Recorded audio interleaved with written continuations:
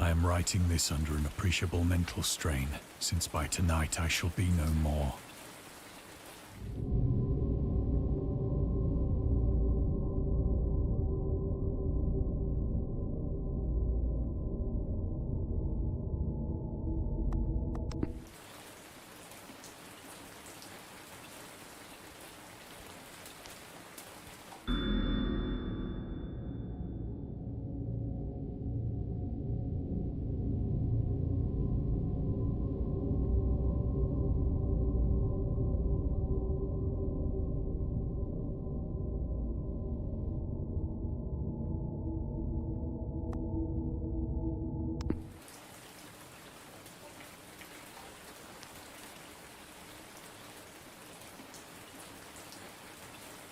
Penniless, and at the end of my supply of the drug which alone makes life endurable, I can bear the torture no longer, and shall cast myself from this garret window into the squalid street below.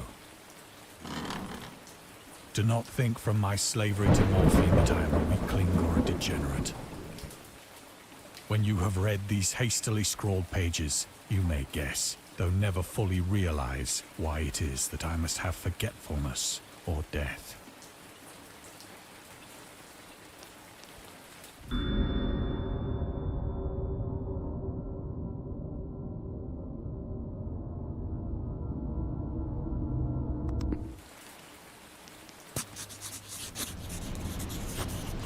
It was in one of the most open and least frequented parts of the broad Pacific that the packet of which I was supercargo fell a victim to the German sea raider.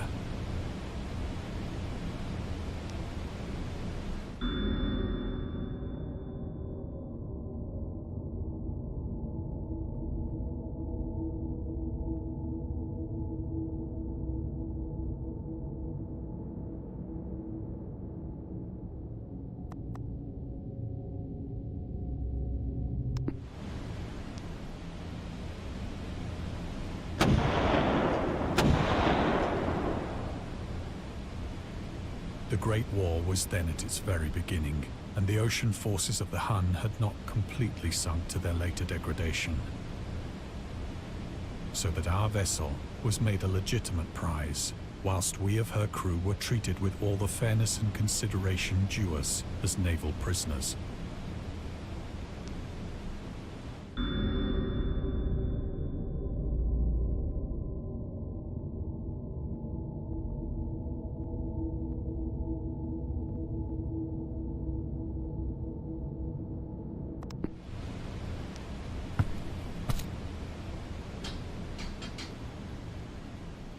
So liberal, indeed, was the discipline of our captors, that 5 days after we were taken, I managed to escape alone, in a small boat, with water and provisions for a good length of time.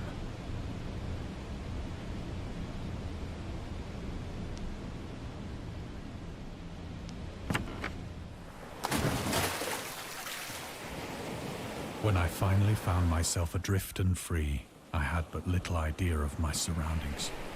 Never a competent navigator, Of the longitude, I knew nothing, and no island or coastline was in sight.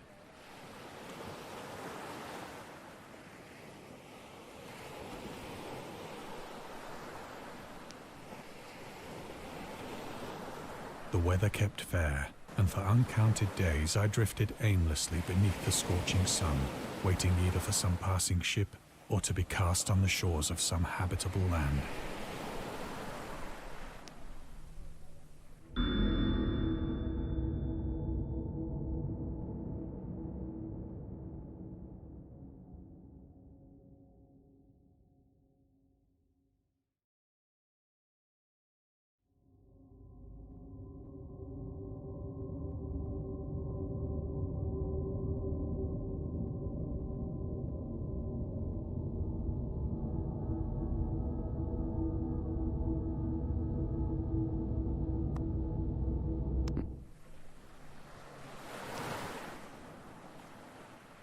But neither ship nor land appeared, and I began to despair in my solitude upon the heaving vastness of unbroken blue. The change happened whilst I slept. Its details I shall never know. For my slumber, though troubled and dream-infested, was continuous.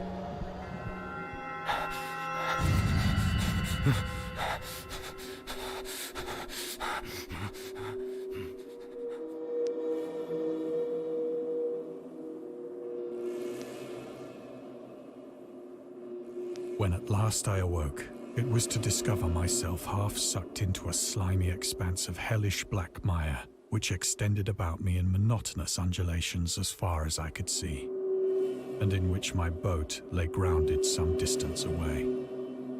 Though one might well imagine that my first sensation would be of wonder at so prodigious and unexpected a transformation of scenery, I was in reality more horrified than astonished. For there was in the air, and in the rotting soil, a sinister quality which chilled me to the very core. The region was putrid with the carcasses of decaying fish, and of other, less describable things which I saw protruding from the nasty mud of the unending plain. Perhaps I should not hope to convey in mere words the unutterable hideousness that can dwell in absolute silence and barren immensity. There was nothing within hearing, and nothing in sight, save a vast reach of black slime. Yet the very completeness of the stillness and the homogeneity of the landscape oppressed me with a nauseating fear. The sun was blazing down from a sky which seemed to me almost black in its cloudless cruelty, as though reflecting the inky marsh beneath my feet.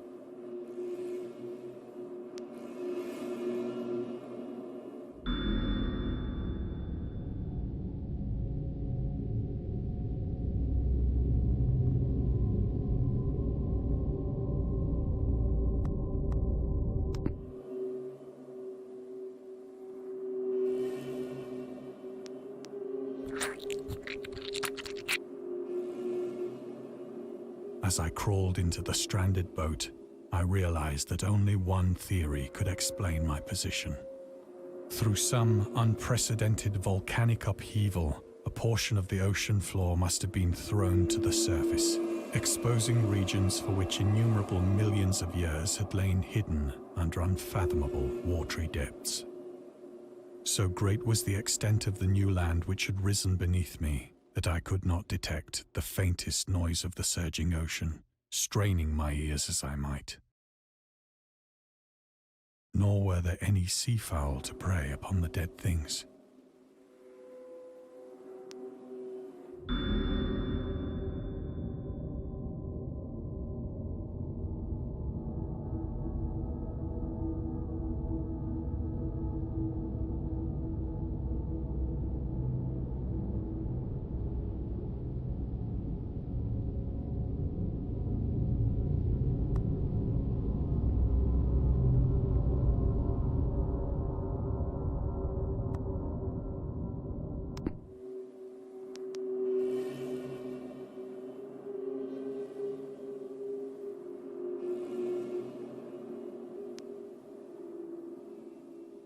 For several hours I sat thinking or brooding in the boat, which lay upon its side and afforded a slight shade as the sun moved across the heavens.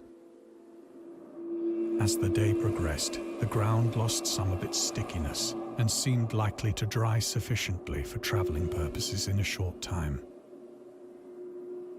That night I slept but little, and the next day I made for myself a pack containing food and water, preparatory to an overland journey in search of the vanished sea and possible rescue.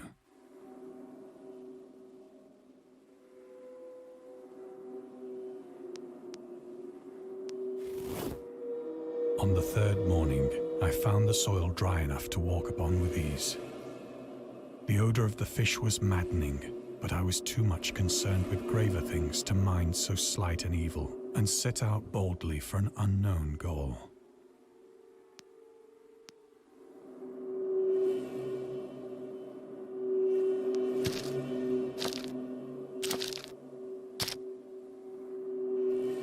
All day I forged steadily westward, guided by a faraway hummock which rose higher than any other elevation on the rolling desert.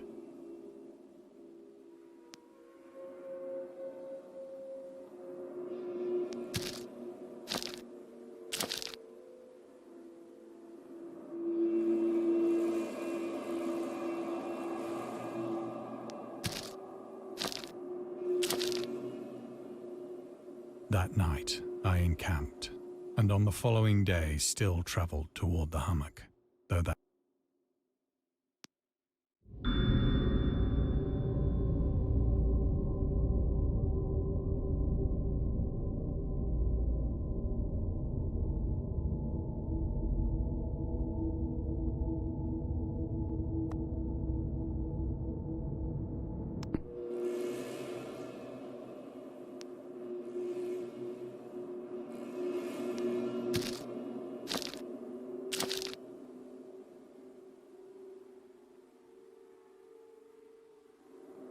by the fourth evening, I attained the base of the mound, which turned out to be much higher than it had appeared from a distance.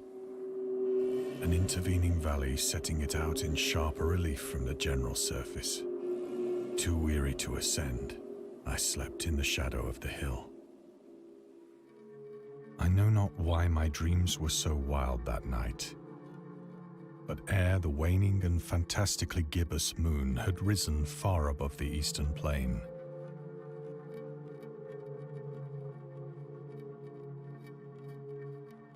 I was awake in a cold perspiration, determined to sleep no more. Such visions as I had experienced were too much for me to endure again, and in the glow of the moon I saw how unwise I had been to travel by day. Without the glare of the parching sun, my journey would have cost me less energy.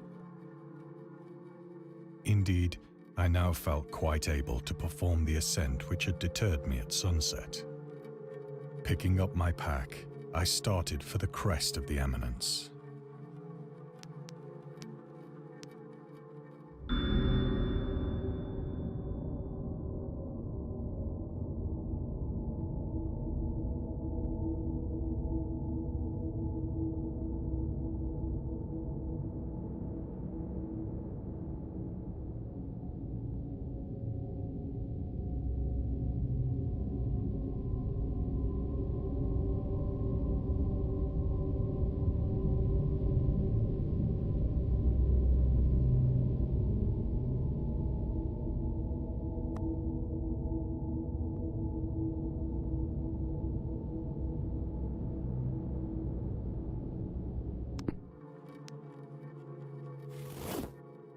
I have said that the unbroken monotony of the rolling plain was a source of vague horror to me.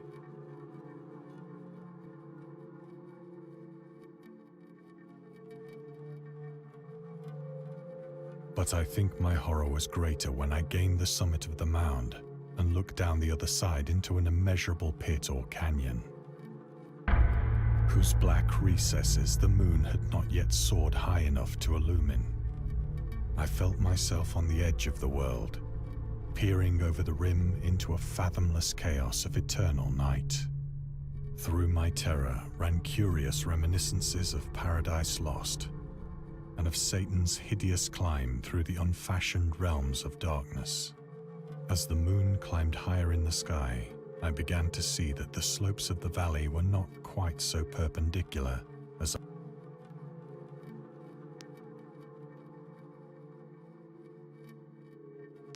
ledges and outcroppings of rock afforded fairly easy footholds for a descent, whilst after a drop of only a few hundred feet, the declivity became very gradual.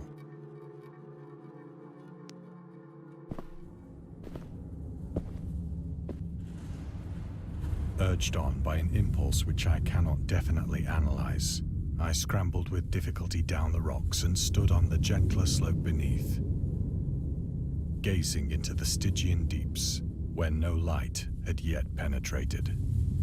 All at once, my attention was captured by a vast and singular object on the opposite slope, which rose steeply about 100 yards ahead of me. An object that gleamed whitely in the newly bestowed rays of the ascending moon.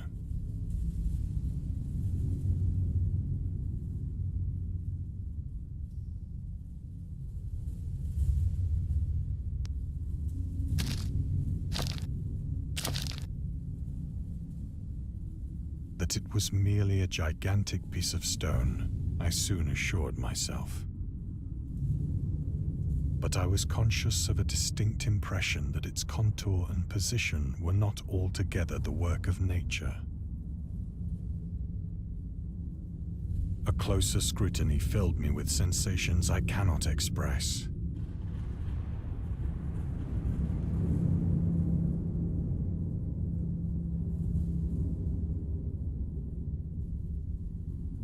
For despite its enormous magnitude and its position in an abyss which had yawned at the bottom of the sea since the world was young, I perceived beyond a doubt that the strange object was a well-shaped monolith.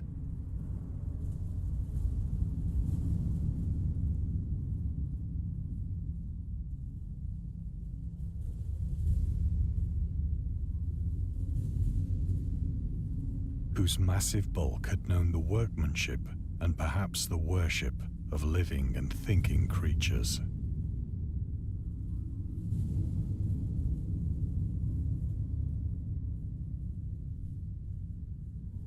Dazed and frightened, yet not without a certain thrill of the scientist's or archaeologist's delight, I examined my surroundings more closely.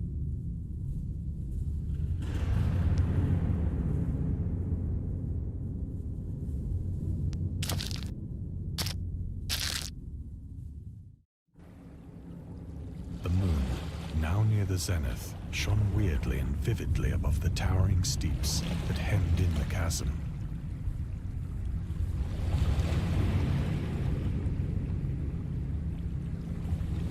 Revealed the fact that a far-flung body of water flowed at the bottom, winding out of sight in both directions and almost lapping my feet as I stood on the slope.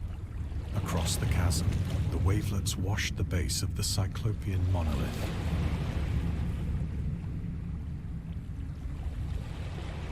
On whose surface I could now trace both inscriptions and crude sculptures.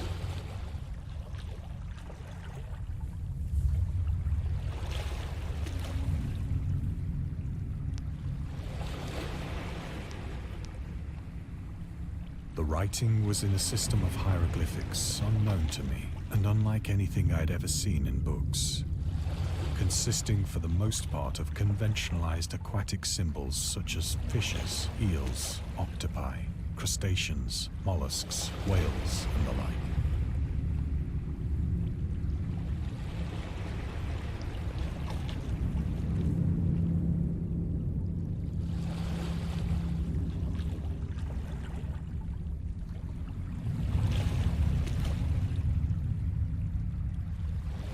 Several characters obviously represented marine things which are unknown to the modern world.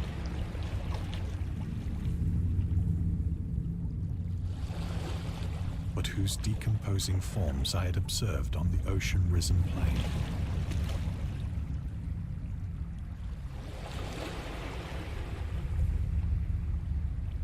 It was the pictorial carving, however, that did most to hold me spellbound.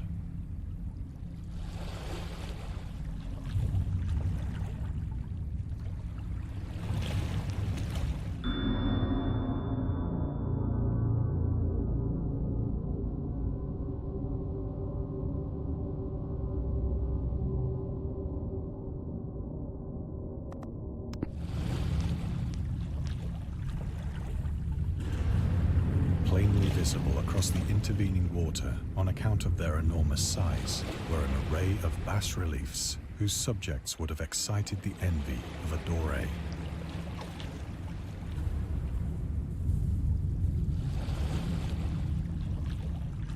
I think that these things were supposed to depict men, at least a certain sort of men.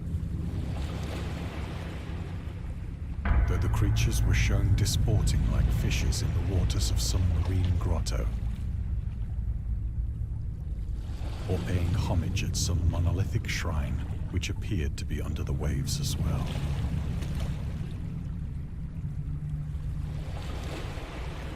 Of their faces and forms I dare not speak in detail, for the mere remembrance makes me grow faint. Grotesque beyond the imagination of a Poe or a Bulwer. They were damnably human in general outline, despite webbed hands and feet, shockingly wide and flabby lips, glassy, bulging eyes, and other features less pleasant to recall.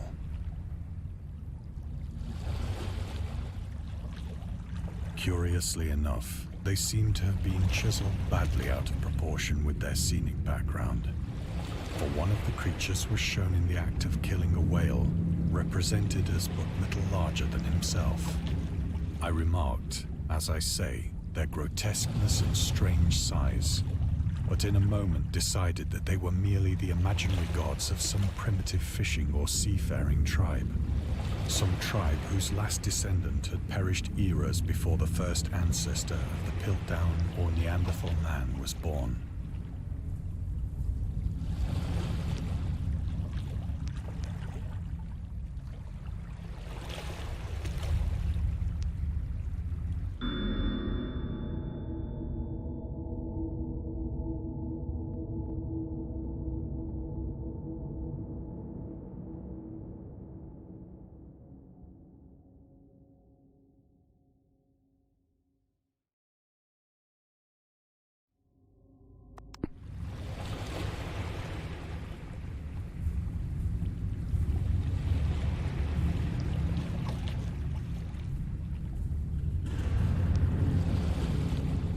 Awestruck at this unexpected glimpse into a past beyond the conception of the most daring anthropologist,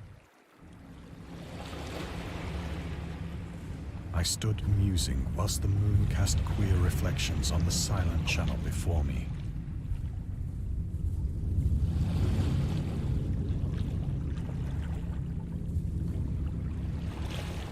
Then, suddenly, I saw it.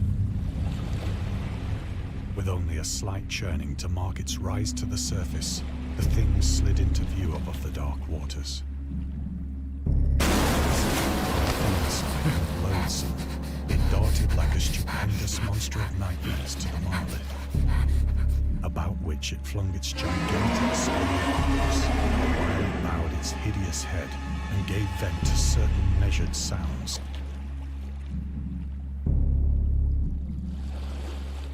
I think I went mad then. Of my frantic ascent of the slope and cliff, and of my delirious journey back to the stranded boat, I remember little.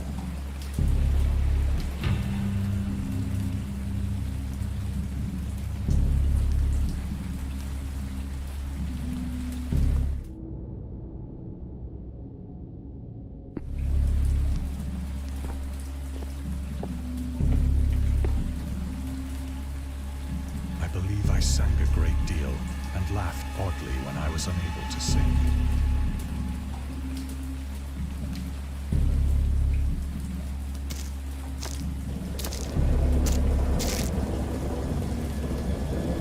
I have indistinct recollections of a great storm sometime after I reached the boat.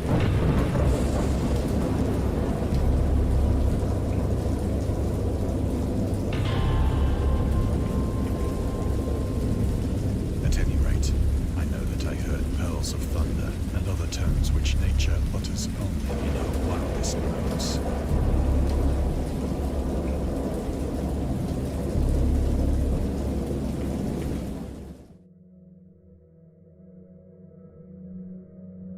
When I came out of the shadows, I was in a San Francisco hospital. Brought thither by the captain of the American ship which had picked up my boat in mid-ocean. In my delirium, I had said much, but found that my words had been given scant attention. Of any land upheaval in the Pacific, my rescuers knew nothing. Nor did I deem it necessary to insist upon a thing which I knew they could not believe.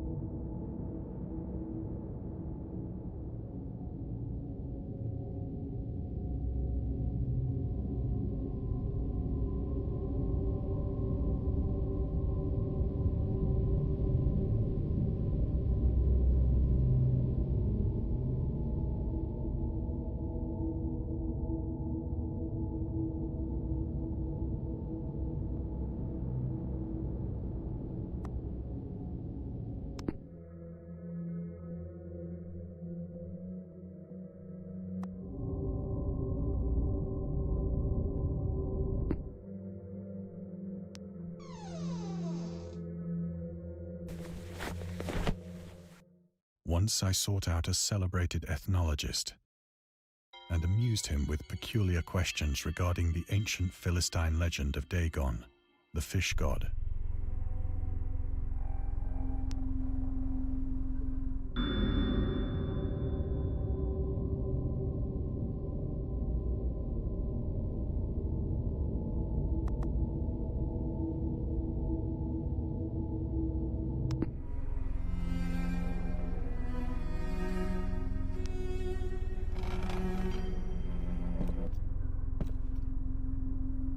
But soon perceiving that he was hopelessly conventional, I did not press my inquiries.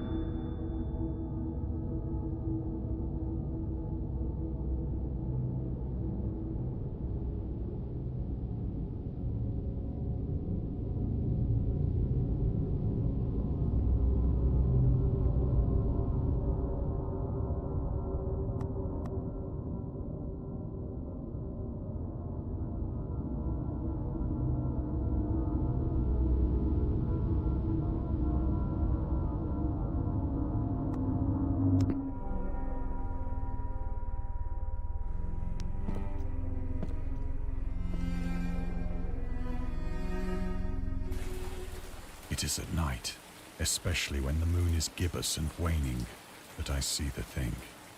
I tried morphine, but the drug has given only transient surcease and has drawn me into its clutches as a hopeless slave.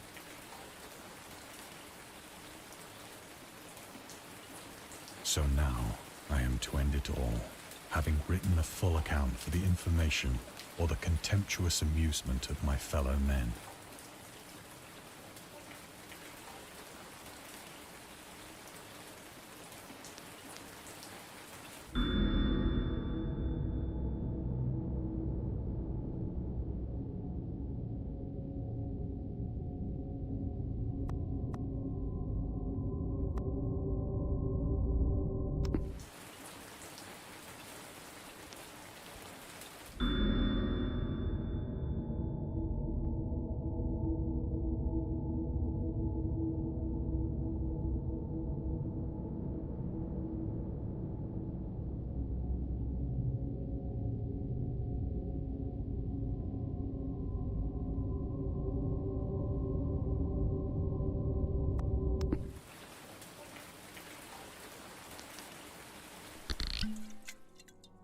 Often, I ask myself if it could not all have been a pure phantasm.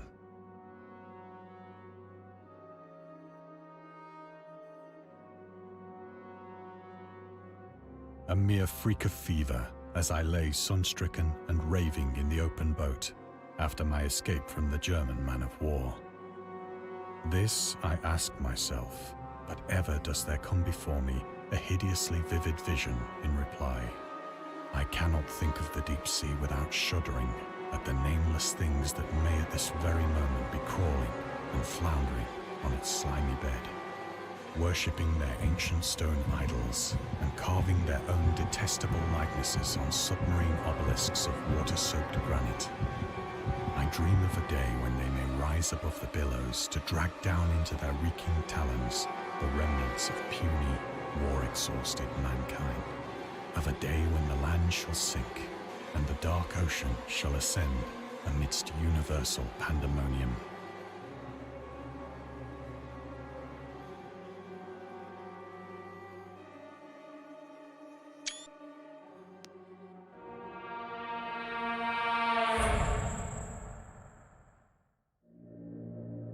is near. I hear a noise at the door, as of some immense slippery body lumbering against it. It shall not find me.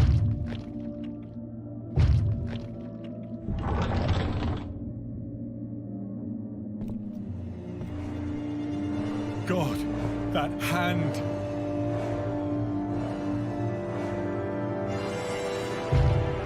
The window! The window!